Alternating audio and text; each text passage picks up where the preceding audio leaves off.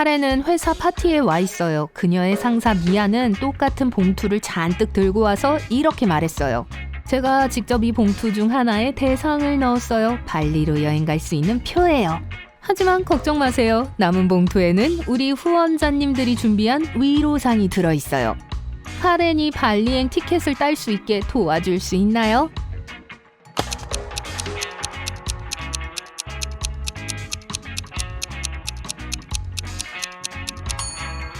이 봉투에 립스틱 자국이 있어요. 미아 입술색과 비슷해요. 자기가 직접 봉투를 준비했다고 했잖아요. 그러니까 대상은 여기에 있을 거예요. 카렌이 발리로 가는 비행기를 타는 날이 왔어요. 공항에 가려고 택시를 불렀죠. 곧 세 대의 똑같은 택시가 현관에 도착해요. 하지만 이 운전자들 중 한 명만이 카렌을 안전하게 태워줄 수 있어요. 누군지 아시겠어요?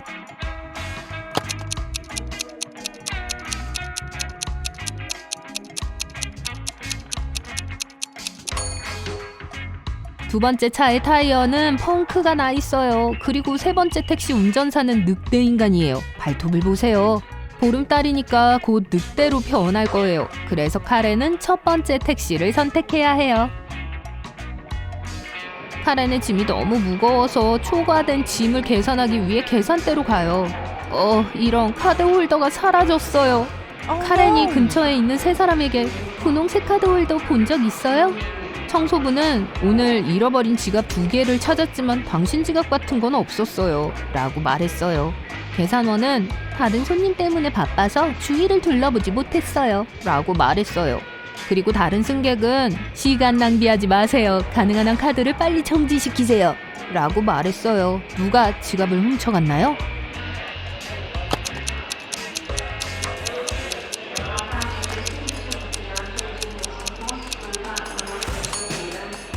아무도요. 카렌이 모자 접힌 곳에 놔두고 까먹었어요. 보이시죠?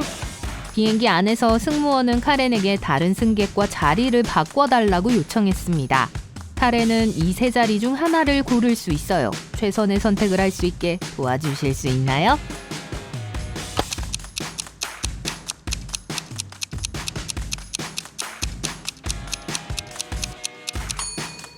이 남자는 다리가 엄청 길어요. 그래서 아마 카렌의 의자 뒤를 계속 찰 거예요.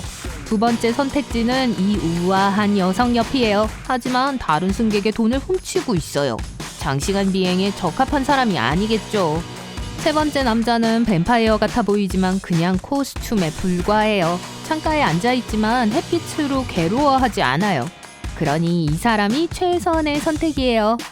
카렌이 발리의 고급 호텔에 도착해요. 매니저는 카렌이 선택할 수 있는 최고의 방갈로 3개를 보여줘요. 하지만 이 중 하나만이 안전해요. 카렌이 최선의 선택을 할 수 있게 도와주실래요?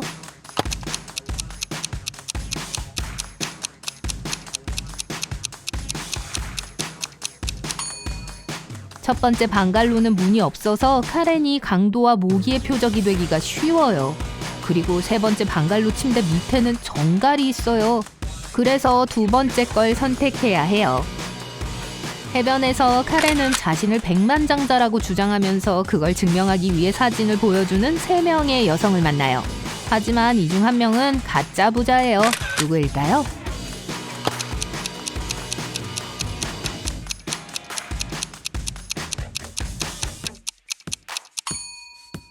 첫 번째 여자요. 그녀는 전동 칫솔 광고 모델일 뿐이에요.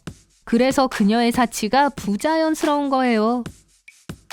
카렌이 해변을 따라 걷다 파티를 발견해요. 해변 결혼식이라 신랑과 신부가 전통적인 드레스를 입고 있지 않아요. 이 사람들 중 신혼부부를 찾을 수 있나요?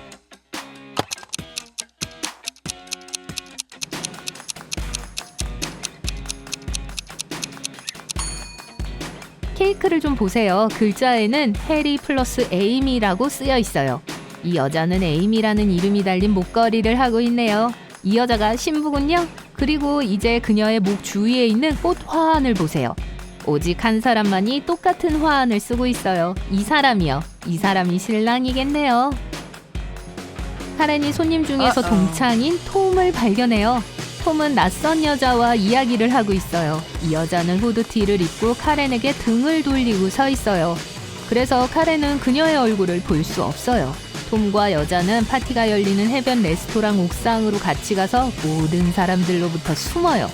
그날 밤 늦게 카렌도 옥상에 가봐요. 여기에는 아무도 없어요. 하지만 옥상을 확인한 후 카렌은 이 3명의 여자들 중 누가 톰의 비밀 여자친구인지 확실히 알게 되었어요.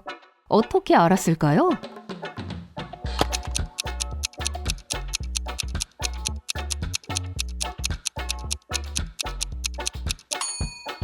세 번째 여자의 드레스는 금 스팽글로 장식되어 있어요. 옥상에 스팽글 하나를 떨어뜨렸네요. 톰은 카렌을 보고 해변을 따라 산책을 하자고 했어요. 그녀는 바로 이상한 점 4가지를 발견해요. 여러분도 보이시나요?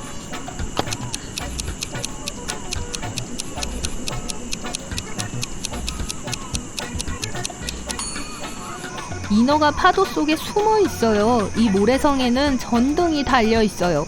나뭇가지는 오른쪽에서 바람에 날리고 있지만 깃발은 왼쪽으로 날려요. 그리고 마지막으로 달이 소름 끼치는 얼굴을 하고 있어요.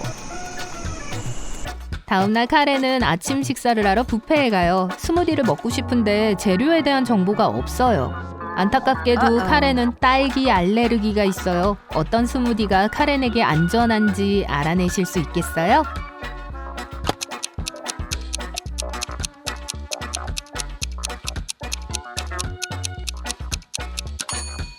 색이 중요해요. 초록색과 노란색 스무디만 딸기가 확실히 들어가 있지 않아요.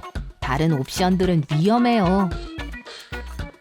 카렌이 스파센터에 들어가요. 매니저가 그녀에게 15분만 기다리라고 해요. 카렌은 자리에 앉아 잠이 들어요. 잠시 후에 깨어나 누군가가 자신에게 하트 모양의 문신을 새겼다는 걸 알게 되었어요. 그녀는 3명의 용의자를 신문해요.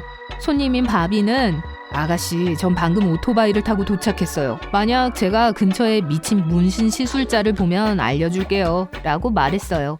레아는 전 방금 30분 동안 화장실 청소하고 있었어요. 라고 말했어요. 그리고 마사지 치료사인 토니는 미안해요. 손님 때문에 너무 바빴어요. 그래서 당신을 못 봤네요. 라고 말했어요. 누가 거짓말하고 있죠?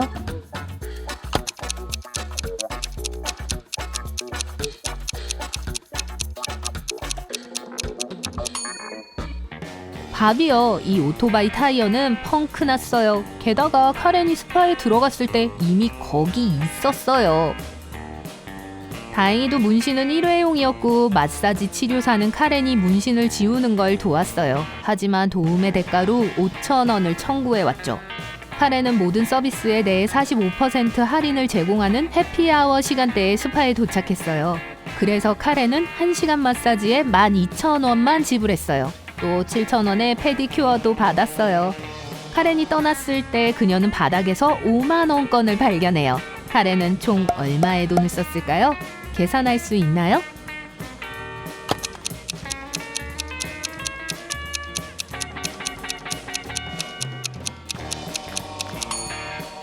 카렌은 총 24,000원을 썼어요. 5만원권은 함정이에요. 그래서 아무 차이가 생기지 않아요. 카렌은 세자매가 소유하고 있는 동네 세탁소로 옷을 가져갔어요. 5시간 후에 옷을 가지러 돌아왔어요.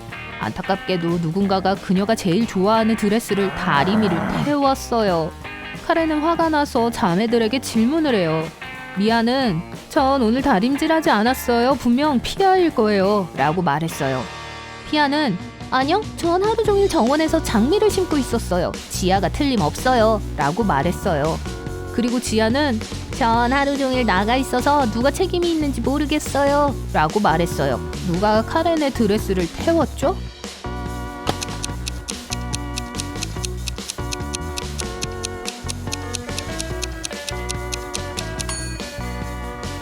피아요. 정원을 보세요. 장미가 보이나요? 그렇죠. 카렌은 호텔방으로 돌아와 꽃병에서 커다란 꽃다발을 발견해요. 쪽지에는 사랑해 너의 비밀팬이라고 쓰여 있었어요. 카렌은 더 알아보려고 접수처에 전화를 걸어요. 매니저는 호텔의 남자 손님 중 한 명이 이 꽃을 주문했어요. 하지만 그의 이름은 밝힐 수 없습니다. 라고 말했어요. 현재 이 호텔의 남성 투숙객은 3명밖에 없어요. 한스, 자크, 그리고 윌. 카렌은 해변에서 그들을 모두 만나 자신의 비밀 팬이 누군지 바로 알아차려요. 누군지 짐작이 가나요?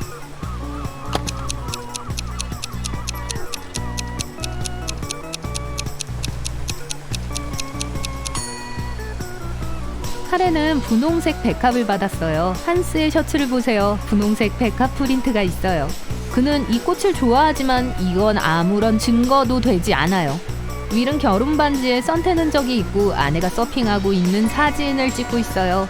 하지만 자크는 모래 속에서 글을 쓰고 있고 손글씨가 짝사랑 쪽지에 있는 것과 의심스러울 정도로 비슷해 보여요. 찾았어요. 카렌과 자크가 산책을 가요. 자크는 세척의 보트가 있는 부두로 카렌을 데려가요. 자크가 만약 내 보트가 어디 있는지 맞추면 너한테 줄게 라고 말했어요. 카렌이 정답을 찾는 걸 도와주실 수 있나요?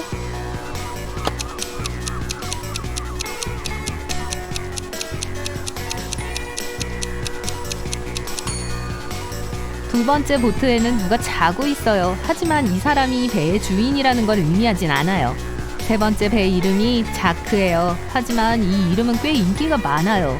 첫 번째 배를 자세히 살펴봅시다. 옷걸이에 있는 빨간 바지 보이세요?